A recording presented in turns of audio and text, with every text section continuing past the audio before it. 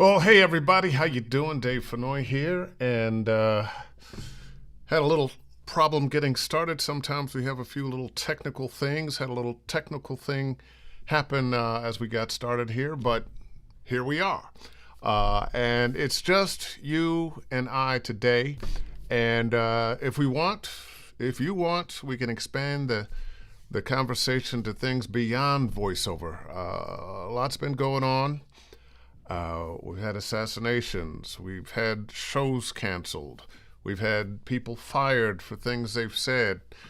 Two young men, possibly three or four now, young black men in the South have been found lynched, hung by trees, and the authorities say, oh, they killed themselves. A lot going on beyond voiceover, and any of that you want to talk about, just put it in the comments, and we'll talk about it. I was going to talk about me.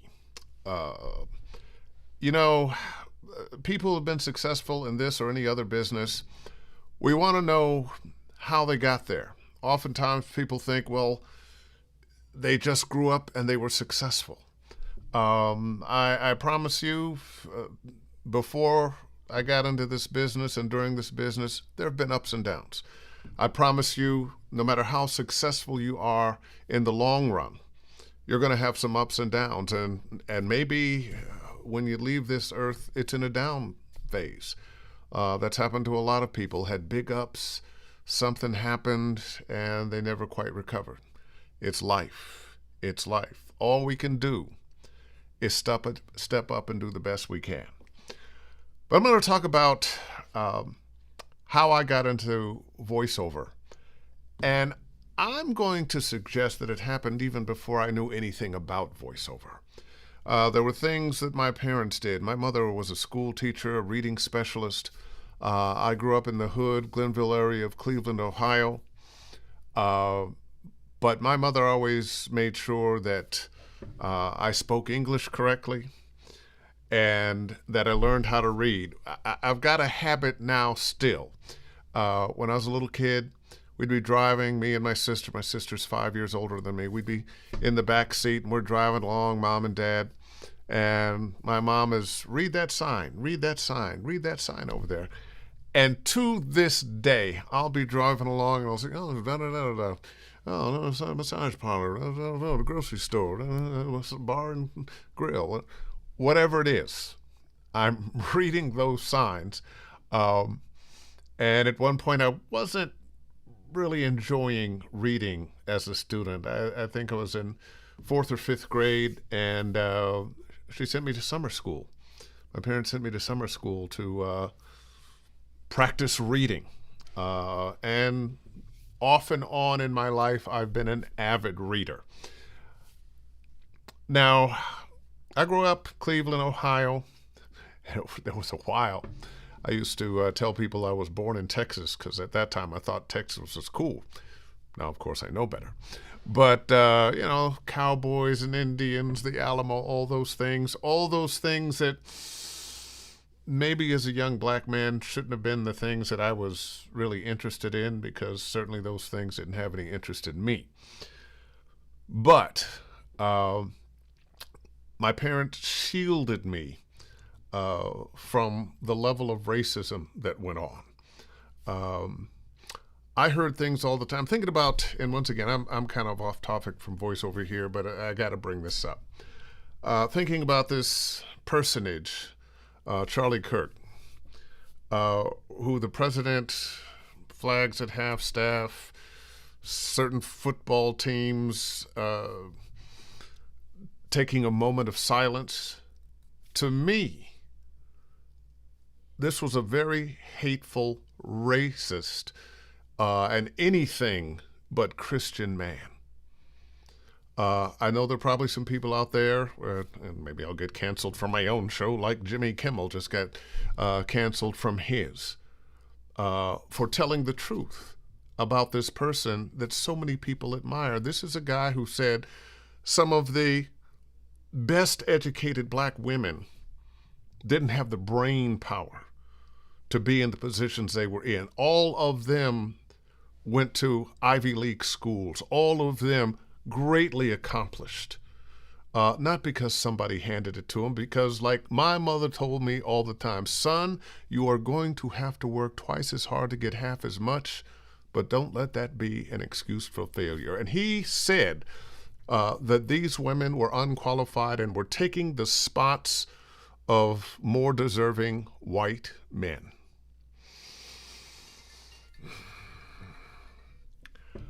Let that sink in for a little while. And he said many things like that. Pick a group. Immigrants. He said horrible things about immigrants. Gay people. Horrible things about gay people. Trans people. And frankly, you don't have to understand why somebody is the way they are. But there's no reason for you to make their lives harder. I don't understand how a person that was born a man can feel like he's a woman, or a person that was born a woman can feel like. So what? It's not my life. So often people want to say, well, the Bible says, God says, this is a sin. But not being a religious scholar, but I grew up in the Christian tradition. The things that I take from what Jesus said in my Christian background: feed the hungry, heal the sick, welcome the stranger, turn the other cheek. So many of these so-called Christian nationalists, none of the things Jesus preached are the things that they espouse. It's almost like it's the opposite. And Charlie was one of those people. Anyway, I'm not seeing any comments. Let's see. No comments, huh? Okay. Interesting. Feel free, please. Let me know if this is broadcasting. If for some reason this isn't going out, because usually the only way I know is to see that somebody has said something. And looks like there were 4 comments, 4 reactions. But who knows? Cannot post comments to Facebook profile. Okay. Don't know if you're there or not, but I am going to continue. Just going back to voiceover. My mother making sure I read everything. And I know I'm mentioning her a lot. My dad was right there. My dad was right there. He was a veterinarian, first black veterinarian to have a private practice in Cleveland. And because we were in the hood and people don't have a lot of money, when their dog is sick, that dog doesn't get to the vet until very late, and sometimes too late. So my father's practice was not doing particularly well, and ultimately he went to work for the state of Ohio as a meat inspector, and then on to the federal government, to USDA. And about the time I went to college, he and my mother moved to Washington, D.C., where he was a foreign programs officer for the USDA, got to travel the world. I went to this place I'd mentioned, Caramoo House. It was an arts center in the black community in Cleveland, Ohio. And any black actor you see on television or in the movies from Cleveland went to Caramoo House. I can guarantee it. If you find out their background, run into them and say, hey, did you go to Caramoo House? They'll say, yeah, how'd you know? And at Caramoo House, I studied acting, of course. I played music. I was playing the trumpet until they put braces on my teeth. I did art, painting, sculpture, modern dance. I remember when Kennedy was assassinated. I was in the middle of a modern dance class. And I remember we sat against the wall, sad, because John F. Kennedy had been assassinated. I don't know why I cared about Kennedy. I guess because my parents cared about John F. Kennedy. When I got to the 7th grade, I went to a school in Cleveland, Harry E. Davis Junior High School, and it was one of those schools where was in a black neighborhood, and of course we weren't treated like the kids in the white neighborhood, where the boys and the girls walked on up against the wall on either sides of the corridors. If there were stairways, you could only go down, and stairways you could only go up. I remember once at a gym class, and in this gym class, somebody lost like a quarter, and the gym teacher held us all back. All right, I'm not letting anybody out of here until we find that quarter. Somebody stole that quarter. You want to, confess, say who it is, give the quarter back. Nobody's going until then. And we had two bells. You had one bell let you know it was time to leave, and one bell, oh, you're late. And my next class was a math class, and it was with a math teacher that if you were late, you got swatted. And I'm thinking, well, damn. I hope somebody will either turn in a quarter or just give a quarter up so we can get out of here on time. Finally, the kid found the quarter in the bottom of the locker. It had fallen out of the pocket he left it in. But by that time, we were running up the stairs, and the class was way down the other side of the school. But the only upstairs was right where we had to go up those stairs and down another hall and up those stairs, and actually had to come back to it. And we got there late. So the two of us that were going to that math class got swatted. I remember hating that. I remember when this is not my fault. This is not my fault. Why is this happening to me? Well, the next year, my parents got me into Hawken School for Boys. It was a private boys' school, and I was one of the first black kids to go there. Actually, we hadn't become black yet. We were African Americans or Negroes. And my wife hates it when I say this, but often I've said, well, honey, I was a Negro firster, because that's what they called us. And at this high school, I have to say I flourished. I played football. I ran track. I became president of the theater society. I wrote some plays, directed some plays, acted in some plays. I had a wonderful time at that school. And yes, there were some people who probably didn't want me there, but either they were polite enough or I wasn't aware enough to notice who they were. The teachers treated me well. Most of the kids treated me well. I still have some very good friends from that school, and some of the other black kids who were some of the first black kids are still my friends there too. But because I had gone to Karamu and was interested in theater and acting, I became interested in theater and acting when I was at Hawken. And when I graduated from Hawken, I went to Macalester College in St. Paul, Minnesota, because they had a great theater. And I became a theater major. Well, I was also playing music at the time. And I know this doesn't sound like it's about voiceover, but it really is about voiceover, because this is the path I took to get to the place that I am now. So I get to Macalester College, and this is really the first time I've really been away from home and on my own for a while. And I went a little crazy, like a whole bunch of other people. We had co-ed dorm rooms or co-ed dormitories.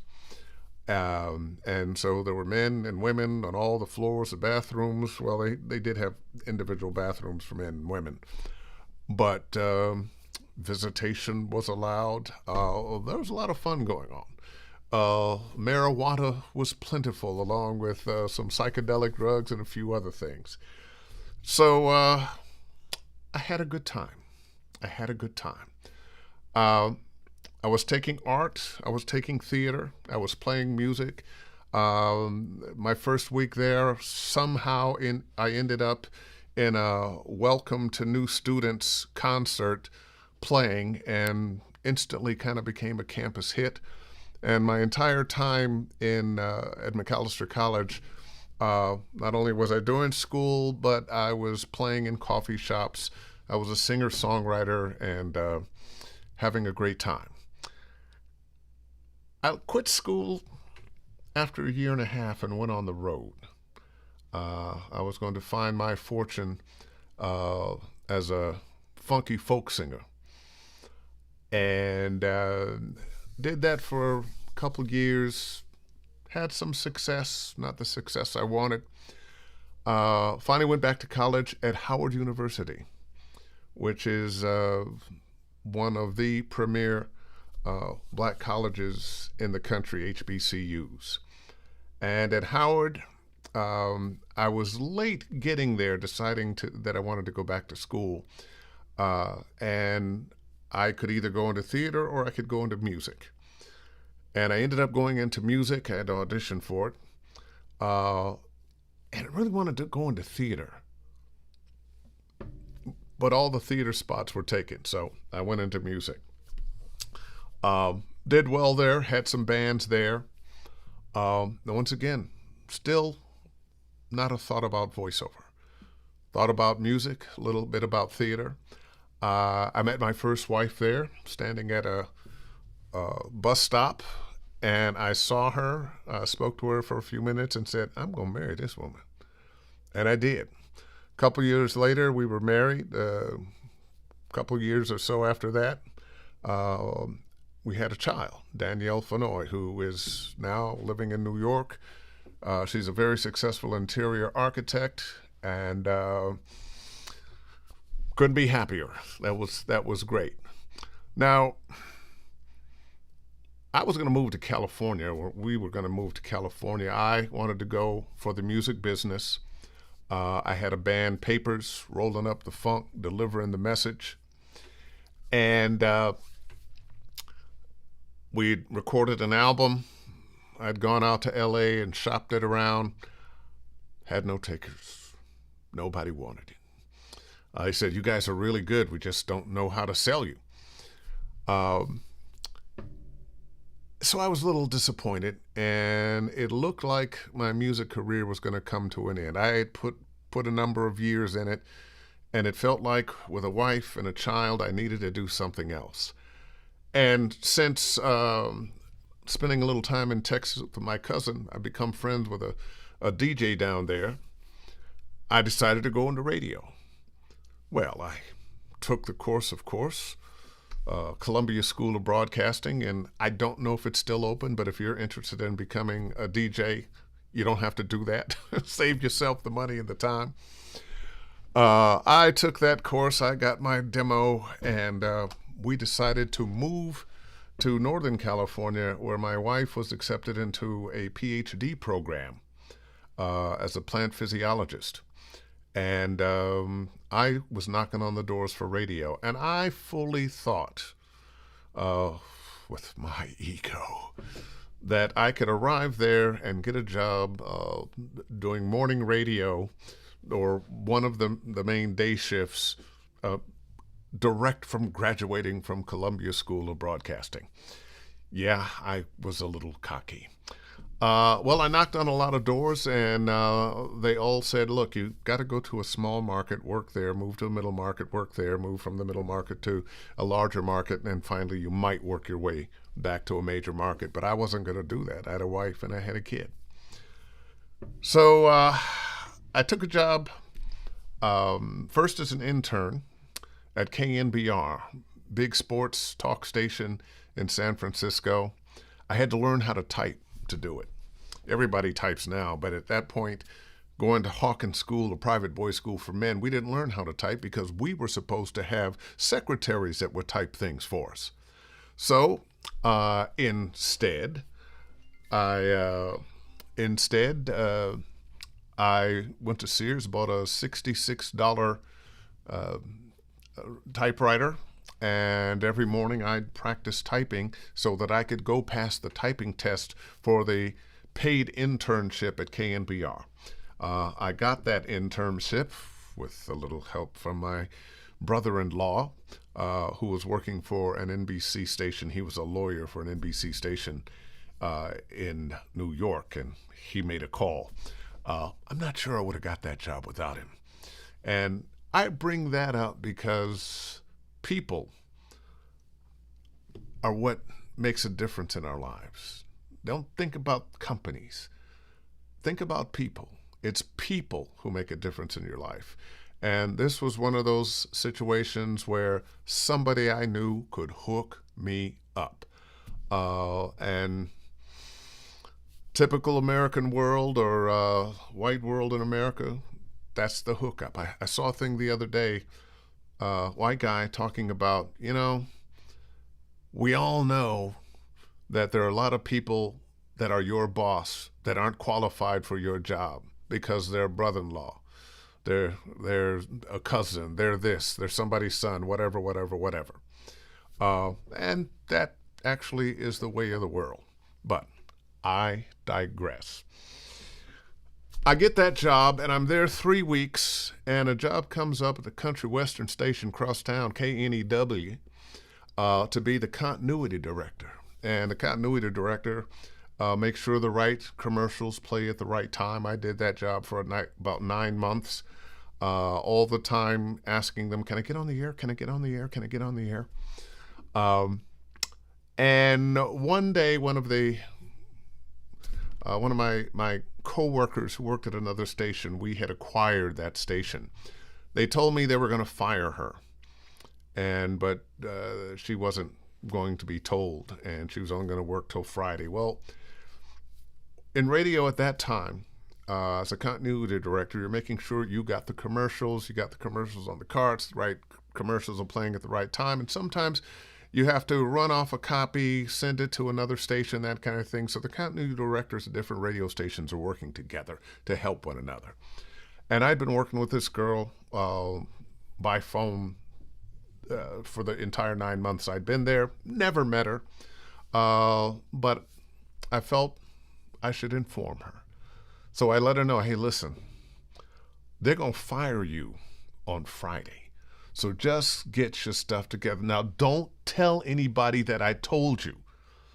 Just get yourself together. And I hung up the phone, and as soon as I hung up the phone, she started crying, and she would do, you got to fire me. And David and I told me that. And so they fired us both. Well, 3 weeks later, I'd put some feelers out, and the Quiet Storm station in Berkeley was looking for a continuity director, and I went for an interview, and they asked me if I could write commercials. I had never written a commercial in my life. But you know what I told them? Yes, of course I can write commercials, sure. And I went to work there. It was a nice raise from where I had been. I lived in Berkeley, so I could ride a bike or short drive to get there. And that is where I discovered voiceover. It took me long enough to get here, didn't it? There was a morning jock.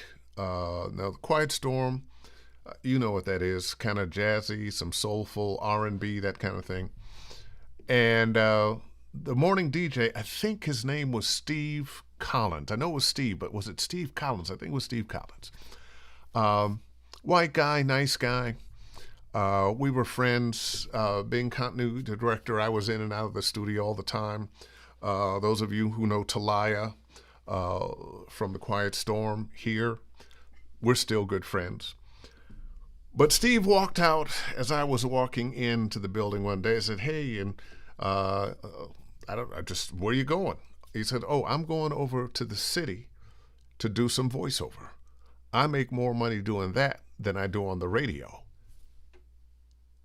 And I was, voiceover? What's that? And he goes, oh, if they can't see you, but they can hear you on the radio or television, that's voiceover. I went, oh. So how do you get into it? Well, you got to put together a demo. Then you send the demo to an agent. The agent will sign you up, and then you start getting auditions, and, And that never went away. That conversation stayed in my head. It was like a light bulb went off. Bing! Ooh, voiceover. But I was just at the beginning of my radio career. Shortly after that, I got a weekend job at KWUN in Concord, California, just over the hills. from the Bay Area. And every weekend I'd go over there, and I was your good buddy. I'm your good buddy, Dave. It was a CNR, a contemporary hit, CHR radio, contemporary hit radio station. And I was there for about a year. And then KSOL, which was the number one station in town, I had sent them a demo and got an interview, and they hired me. And I became the overnight guy at the number one radio station in town, KSOL. And that was midnight to 6 a.m., and I was happy to be there. Now, one funny story, they had a Dave Padilla and Dave Gilton in the newsroom, so the last thing they wanted was another Dave on the air. So the program director, no longer with us, Marvin Robinson, bless his heart, he was, once again, somebody looking out for me. Marvin said, well, come up with a name for yourself. And I had a long list of names. None of them he liked. And the day I was supposed to go on, he calls me at home. You know, this is early 80s, 82. He calls me and says, oh, I got the name for you. Billy Ocean. I go, Billy Ocean? And I said to myself, oh, that's a terrible name. Billy Ocean? Blech. Okay.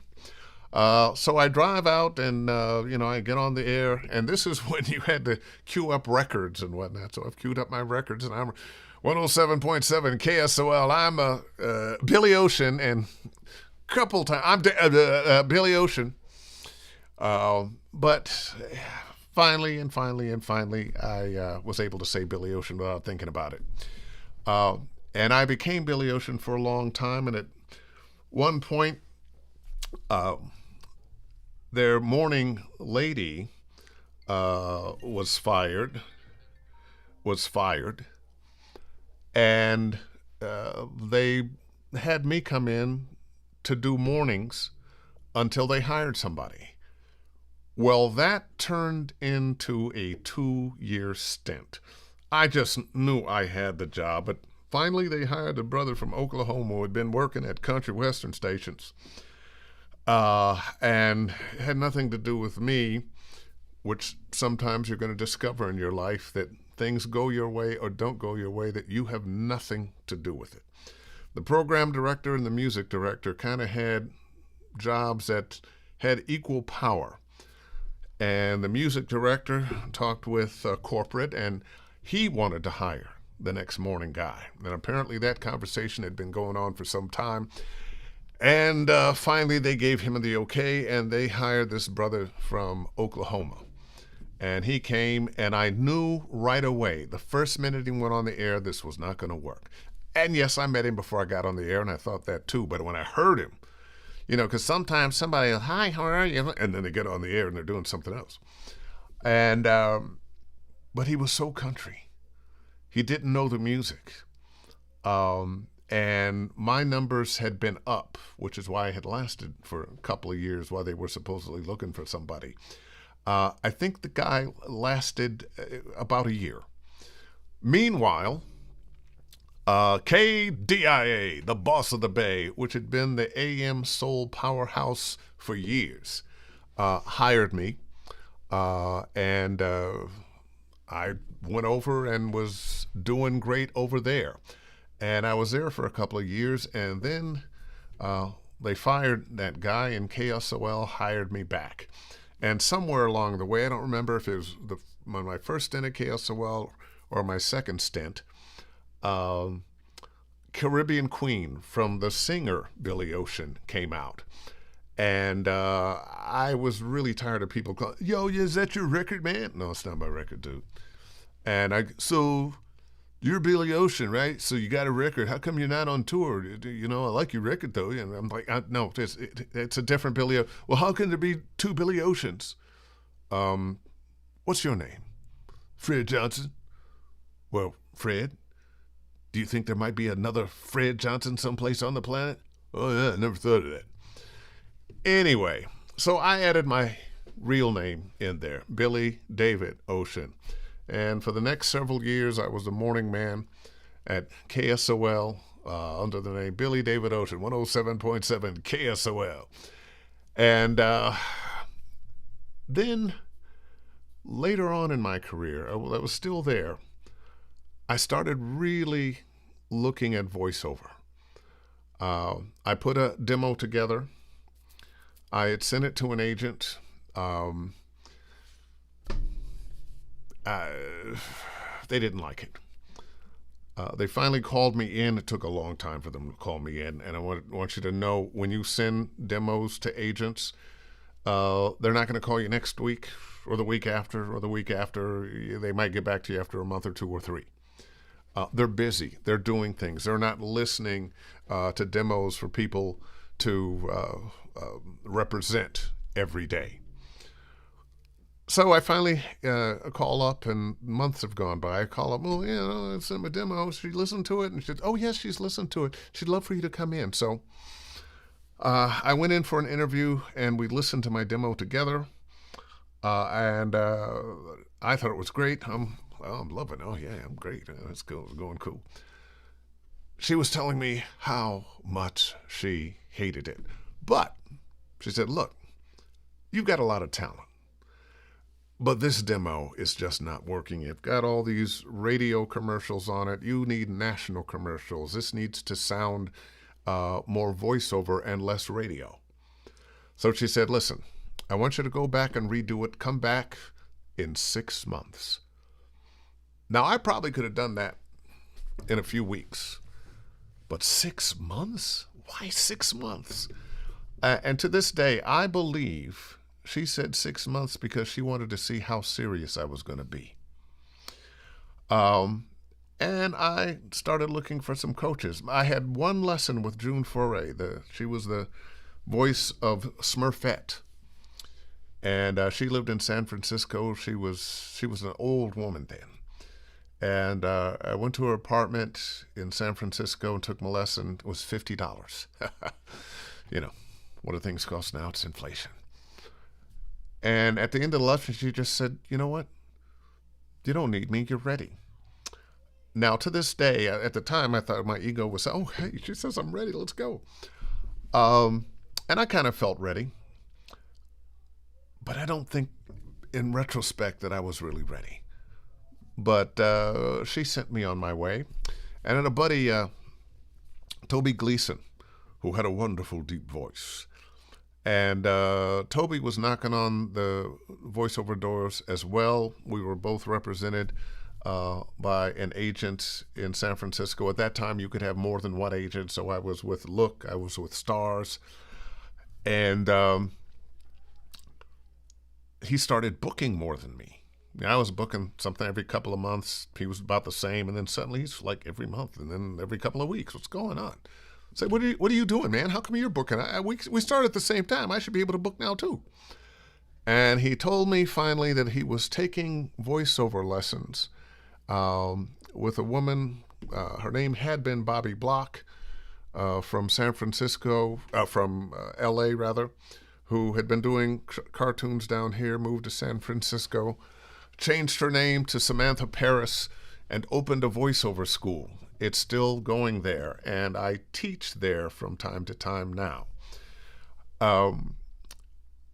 Stars San Francisco, Voice Tracks San Francisco, And so we took some classes together, and suddenly I started booking. One of my first gigs was the first California lottery commercials. I did commercials for Marine World Africa USA, did their concerts, and I did the Marine World Africa USA. Come to a place with real animals. And that won some awards. And but I was still doing radio. And then I decided to take a class. Notice the education thing helps move you along. I took a class with an agent from San Francisco, from L.A., who had come up to San Francisco to teach through Voice Track San Francisco. She was an agent, Lee Gilbert, at Sutton Barth and Venari. And after the weekend workshop, she told me, you know, you're really talented. If you ever decide to move to Los Angeles, we'd love to represent you. That was a different world. We didn't have the internet then like we have it now.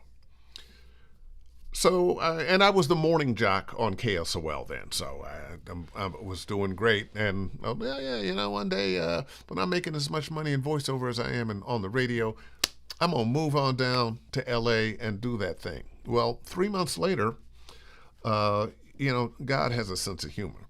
3 months later, the station fired me and the rest of the jocks because they got a new consultant in who wanted to bring his people in, which happens all the time in radio. So I had to find the woman's card. I know I've got that card someplace. I found it, called her, asked her if she was serious. She said yes, but she said, put together a new demo. So I put together that new demo. Took me about a month. And then I started commuting to Los Angeles. And I drove down for my first meeting. It's about a 5.5, 6 hour drive from Berkeley to Fairfax and 3rd in LA to Sutton Barth and Venari. And I got there. I was staying with a buddy of mine from high school, Tom Kafka, who has passed. One of the famous Kafka brothers from Hawkins School. Once again, somebody hooking me up. As a matter of fact, one of the reasons I was able to feel confident about going to Los Angeles is because his brother, John Kafka, who was a cartoon director for Teenage Mutant Ninja Turtles, gone together in high school, or gone to the same high school together at Hawkins School for Boys, I'd gotten in touch with him, and he said, look, put together an animation demo, send it to me, I'll pass it around, we'll see what happens. Well, I put that demo together. I was still at the radio station at the time, sent it down. A week later, he calls me. Notice he wasn't an agent, so he called quickly. Called me, said, hey, this is really good, and I'm glad it's good because I only told you that because, we're friends and go way back. And he arranged for me to have 3 auditions while I was still living in Northern California, before I'd signed with Sutton Barth and Venari. And those auditions would happen, I told him, look, they got to be in the afternoon. Those auditions would be about 1, 2 o'clock in the morning, sometimes 3. And I would drive from my house in Berkeley to the studio where I had to audition, walk in, look at the script, do my study, go in the booth, do my audition, then go jump back in my car and drive the 6 hours back to the Bay Area. I did that 3 times. And guess how many of those I booked? Not one. But I knew I was in the game. And once I signed with Sutton Barth and Venari, I spent several months, like 9 months, driving back and forth every week. On Sunday night or Monday morning, I'd drive from Berkeley to LA. Friday night or Saturday morning, I'd drive back to Berkeley because my wife and daughter were there. And I did that, like I say, for about 9 months. After 9 months, things began to hit, and I was able to buy a house, small house in Pasadena. This is 1990, 91. The house was $150,000. What's that house worth now? $150,000, and moved in. It needed some work. I did a lot of the work myself, and things went well. I became one of the voices of Disney Channel.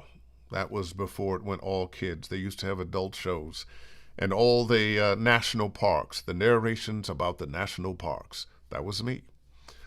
Um, I'll tell you about my first gig. It was for the Big Red Boat, Disney's luxury cruise line. And went to a great studio. I think we were at Margarita Mix, wonderful studio in town. I was in the big room. There were 6 or 7 people, the engineer on the other side of the window. This is really my first big gig down here. And I'm in the, and they're, oh, yeah, we love your voice. You're so fantastic, blah, let's do it. And we did several takes. Oh, this is so wonderful. This is so great. Session ends. Everybody's patting me on the back. They're smiling. Everybody, oh, this is so wonderful. And I said, so when is it going to air? And they said, oh, well, it's going to air first on Wonderful World of Disney on ABC on such and such a date at such and such a time. You know what I did. I called my mama, my daddy, my aunts, my uncles, my cousins, my friends, everybody I know. Guess what?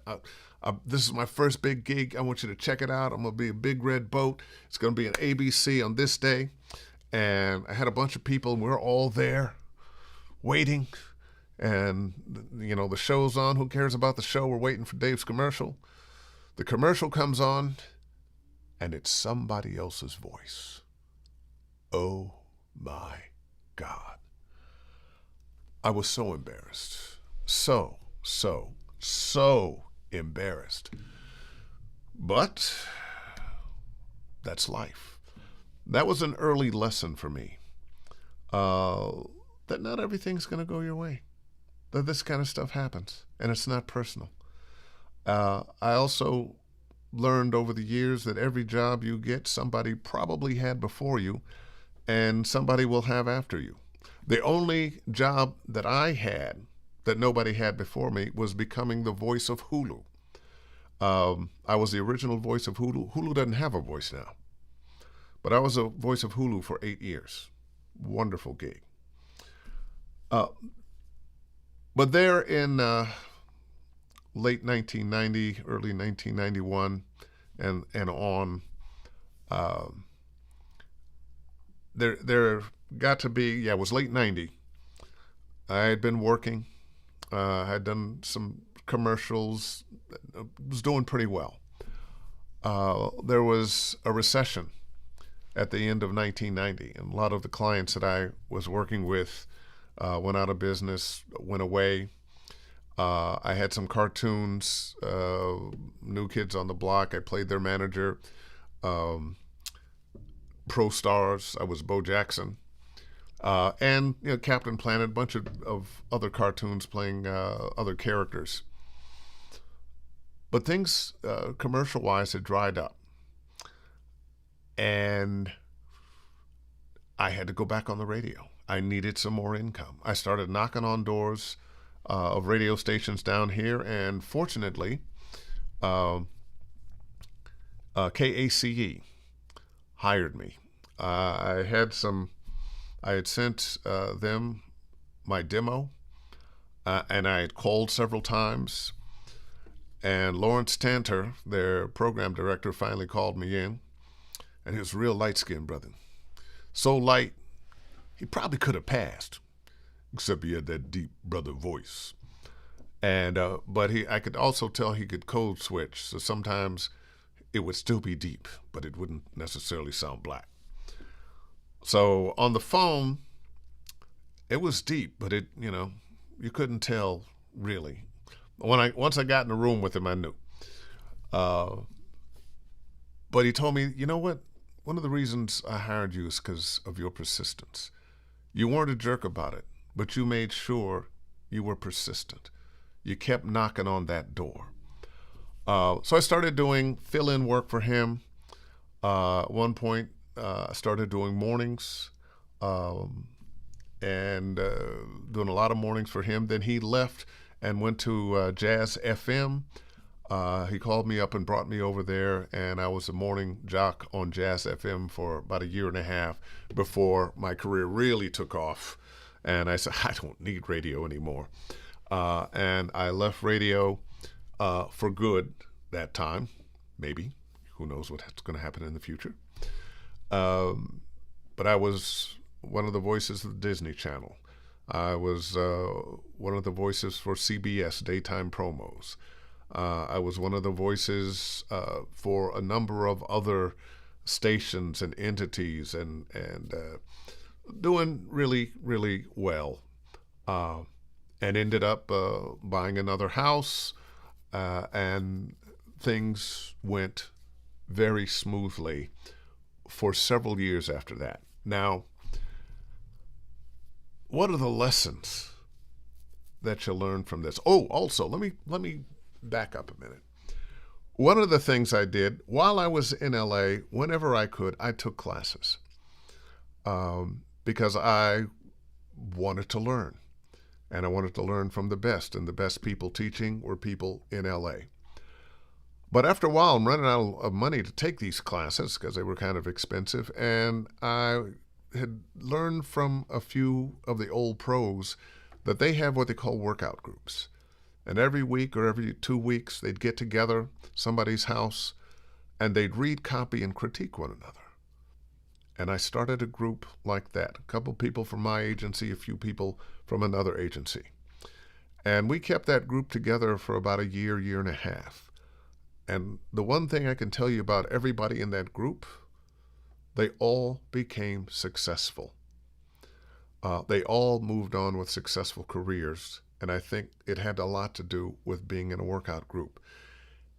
And maybe as important or even more important was the first 15 or 20 minutes that we spent together before we started reading copy. Why?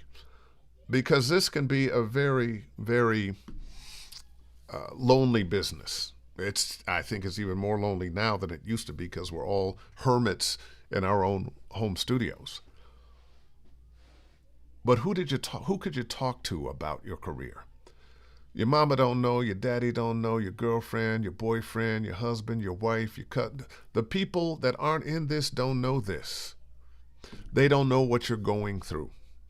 I still have fond memories of my mom. Oh, I saw that television. You should get on that television. Oh, I saw that cartoon. That you should be on that cartoon. Why don't you call them up and tell them you want to get on that cartoon? She didn't know. She just loved her son and wanted the best for him. Your friends don't know. Your mama don't know. Sometimes those conversations you have with people who are going through that same thing that you're going through is important because they understand. They get it. When you're doing well, when you've booked that thing, they're the people who understand how much joy that's bringing you and can celebrate with you honestly. And when things aren't going well, they know what that's like too. And they're the people who can really, hopefully, talk you down when you've taken yourself someplace else. Because if you're thinking all the time when you're auditioning, well, I need to book this. I'm concerned this is going to happen. If those things are in your head, they're going to be felt in your read. People might not know exactly what it is that's not working, but something's not going to be working with your read. So you got to let go of all that. And we all go through it from time to time. Believe me, I've had my ups and downs. And because we are almost at the end, I'm going to take this up another time. It might not be for a year or so, but I'm going to take this up another time. And because for some reason, the comments aren't showing. I see that there are some comments here. But they're not showing for some reason. I don't know what's going on with my program here. I hope that you're out there listening. It seems like you are from the number of likes and comments and so forth. But for those of you knocking on the door just now, keep knocking. Keep improving yourself. Trust in the process. It costs a lot of money to get your voiceover career going. And I think sometimes we have to think about if you are going to a trade school or college, and you were learning a trade, you're going to be spending some money. Same thing here. And probably more money now than before, because now you have to have a home studio. Luckily for you, the prices on all the equipment has gone down, so you can do this. But I'm going to call that, and we'll be back next week. I think I'm going to have a guest next week, and hopefully all of this is going to work the way it's supposed to work, so your comments will come up. I see that they're there, but they're not there for some reason. Maybe there was an update I was supposed to do that didn't happen. We'll find out. Anyway, I want to remind you that all the Ask Dave Fennoy anythings, including this one, will be on my YouTube channel, Dave Fennoy Voiceover Training. One of my favorite things to do these days is teach voiceover. You can visit davefennoy.com, click the Study VO tab at the top, and book yourself 1, 5, 10, 20. If you're booking one, it could be 50 minutes, 30 minutes, 15 minutes. But book yourself. Book yourself. And in the meantime, I want you to book something. Not necessarily with me, but book a commercial or a TV promo, a cartoon, a video game or something. And I'll see you next week. All the best.